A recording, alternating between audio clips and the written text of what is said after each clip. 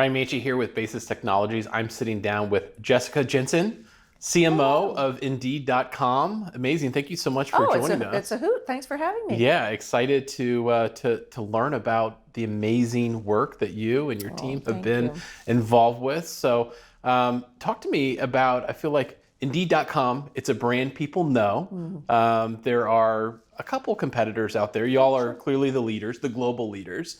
What do you think makes the Indeed.com brand great and excel? Yeah, thank you so much.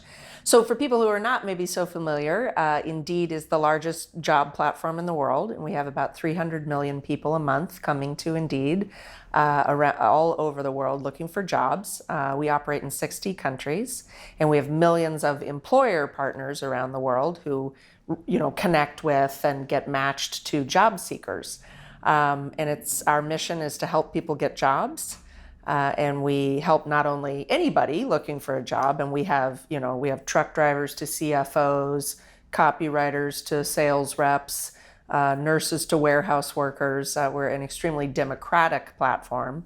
But I think one of the greatest things about our company is that we are super focused on helping people overcome barriers to employment.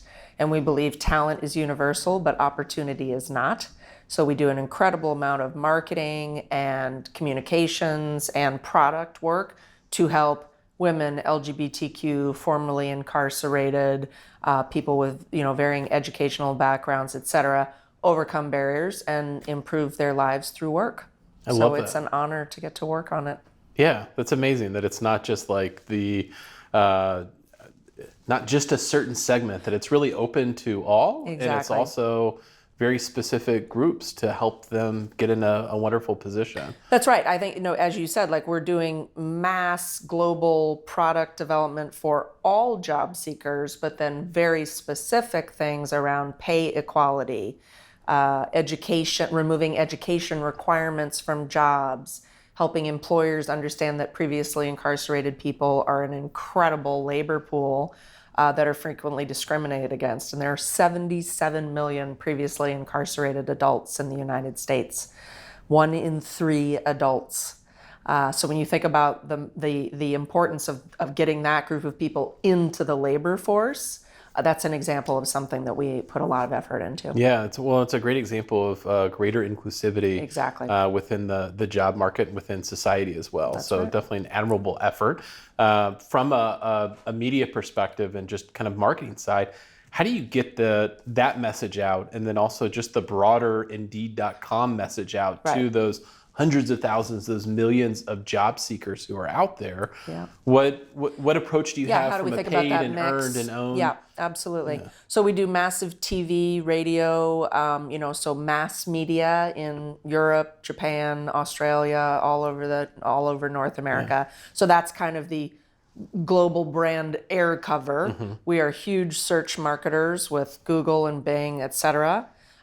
We do a ton of social marketing, which is both mass and hyper-focused, right? So we do advertising with Meta, TikTok, et cetera, to attract and engage general job seekers, but then also specific channels and campaigns and programs for women in the workforce, Latinx, people with criminal records, et cetera. So we are doing a lot of mass awareness advertising, as well as very, HBCU recruiting initiatives, very specific sub-audiences. And we do that in many, many countries. So it is a rich patchwork quilt of media and content development and creative development. But it's really, the complexity of it is super exciting. Yeah, well, it's like, it is very complex, right? Very strategic, very well planned. I'm interested, I feel like that omnichannel approach that it sounds like y'all are incredibly effective 1000%. with. How do you approach that from a measurement perspective and attribution, especially when you think about some of those different forms of not only just the kind of traditional mass media, but even some of these areas of digital media that either today or tomorrow or a year from now are challenging to be able to measure and tie back. Yeah. Have you figured that out? Or I think we are on the journey, and most companies are on the. I mean, I've worked at Facebook and OpenTable and Kayak and various places, and I think as at Indeed, we are, I would say, very sophisticated and effective at measurement in certain areas, and then other areas like event marketing measurement is chronically challenging, right? If you bring clients to an event and then you're trying to track who converts after the event, well, is that because the salesperson met with them or the event or they saw a piece of media? So attribution in that arena, particularly on the B2B side, I think is very hard. But for TV, radio, digital, we are big direct mail spenders. Don't knock out direct mail. It's a brontosaurus, but it keeps on trucking. That thing is effective. So we work with analytics partners for media mix modeling work, where we're looking at brand investment and performance investment across multiple channels and the lift that drives on revenue, job seeker account creates, and a variety of metrics. So I feel like I would say, we're probably 80% along our journey. But as you know, and client and customers and marketers everywhere, data access, data integrity, trying to look at online and offline channels in the same setting with, in some of our smaller markets, very limited data sets. Sure. For the US, right, like we have such a magnitude, or the UK or various places, that kind of media measurement is much easier than in smaller markets. Yeah. So it's complicated, but I like we just finished a whole modeling project where we demonstrated that we drove $1 billion in incremental SMB revenue over the last year due to our brand and performance spend. So that helps me make the case to our CEO and CFO that they should not cut brand spend in a macroeconomic downturn. So that measurement really helps. Yeah, well, and it's interesting you talk about the brand and performance side and selling that through. I feel like that is a topic that has always been kind of top of mind, but I feel like more so recently as there's increased scrutiny over budgets. It's like, do we need to spend the money on brand so much? Let's shift all our dollars over to pure performance that we can directly measure and attribute.